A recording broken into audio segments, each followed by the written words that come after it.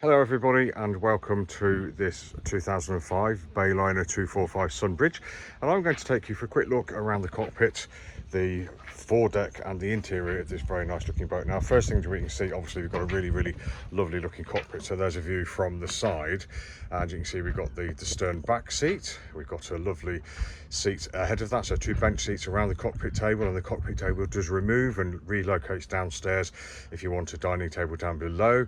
And before we do anything else, let's step aboard. And as you can see, we've got this really nice companionway here, so it's a simple step onto the swim platform, through the companionway, and we're on board. And hey presto, here's the cockpit in its full glory. So as I mentioned, we've got this nice bench seat here. We've got the cockpit table, which doubles up as a saloon table down below. We've got the bench seat here, which allows us to sit and face aft whilst we're eating or drinking, etc. And if we want to, we can move this the other way very simply, very easily, and that gives us a nice reclining sun deck or sun lounge there for one or two people to lie on, or several people to sit at, which is really lovely. So we'll just put that back where it is, and you will notice we've got a nice upholstery. Could probably do with a bit of a clean, but it looks in good nick to me. We've got a couple of cup holders there too, and if I just turn around, you can see we've got stereo speakers fitted port and starboard, and we've got the nice wide companionway. That's a really nice thing to have on a boat of this size, a walk-through companionway. It just makes coming through off the jetty really nice and easily. Step off the jetty, step onto the boat, and then when we're on, we just close the door like so, lock it up, and that's safe for the pets and the kids, hopefully. So really nice feature. Round on the starboard side here, underneath the helm seat, you can see we've got a nice sized lock. We've got the electrical isolator under there as well. And if we just look at the deck, you can see we've got a nice hatch here which just lifts up. We take the cockpit table off, we lift it up under the action of one hand, and we've got access to the 170 horsepower CAD 32 Volvo Penta engine under there, looking like it's in a very neat installation. Plenty of room here, loads of room for lots of people to sit and enjoy themselves. If you just look up, you can see we've got a bimini above us. Now we do have the side to the bimini, so they come all the way around here, which gives a nice big cockpit tent. But at the moment we don't need that because it's a lovely sunny day. We've got the breeze running through and it's feeling absolutely lovely. Close up on the bimini, I'd say it looks in reasonable condition, if not good condition. Could probably do with a launder maybe, but actually it's looking pretty good, certainly for at least a season or two. So that's what I think. So looking down, you can see that we've got a carpet here, nicely tailored, that it fits the contours of the boat, so it looks special, very nice indeed. And on the starboard side of the cockpit, you can see, if I just whip this away, you can see that we've got a nice helm seat here. There we go. Very comfortable. To the starboard side of the helm, we've got the helm controls there, or the throttle there. We've got the nice wheel steering here, and either side of the wheel steering we've got a selection of electrical switches, etc. Just forward of that, we've got quite a rudimentary Garmin GPS map unit. There we go. And to the starboard side of that, we've got the radio, we've got the bow thruster, which was fitted by her last owner actually. Very nice little addition, gives you that extra control when you're coming in. We've got a remote control windlass again, which gives you that really nice kind of cruisy feeling. You don't have to do anything except operate the controls, which is lovely.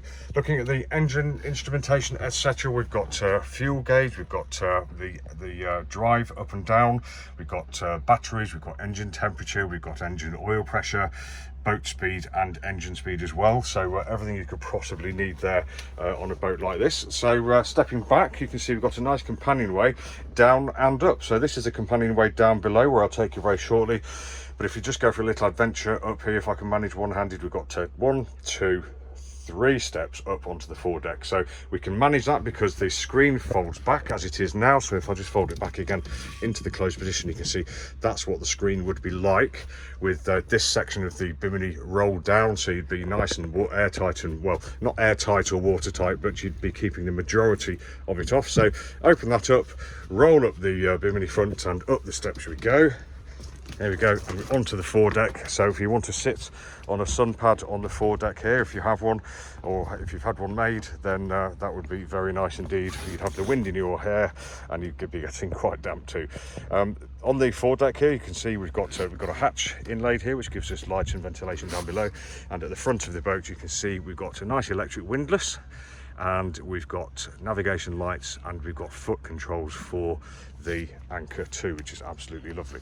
Nice wide area for working the anchor and the ropes, etc. So feeling nice and safe, and really well to do. Very good. You probably notice how nice and shiny this boat is. She's been really well looked after by her owners, this set of owners, and the set before. So yeah, well done them. But let's have a quick climb down. I'll see if I can do it one-handed again. So 1 step down, 2 step down, and we're in. And we'll open up the companionway to down below. There we go, on a nice strut, so it opens up very, very easily. The companionway just comes back like that, and that gives you a very, very nice wide and deep aperture to get through, which is great. You can see we've got 3 steps down there, so let's go and have a look, shall we? I'll just pause as I get to the entrance and look around. So as you can see on the left hand side, or the port side, we've got a nice galley unit. We have a sink, we've got an Origo type cooker there with a single burner inside, and we have a microwave behind. And below that we've got the fridge. We've got a cupboard to the left and another cupboard to the left here. So ample kind of galley for this sort of boat for a weekend or a bit longer for a couple or a small family. You can see we've got windows ports, and you can just see one of the windows on the starboard side there. So feeling nice and light down here, not only because of the light, just because of the nice neutral tones we've got down here. We've got creams, we've got beige, etc. And it does look like a very nice place to be. And it is. Smells good too. There's me in the mirror. Hello. And let's have a quick look around. So now we're down here, I can feel that it's well over 6 feet headroom at the back. It does go down as we go forwards because of the slope of the coach roof. We can see the flare of the bow there, so that really makes us feel like we're in the boat.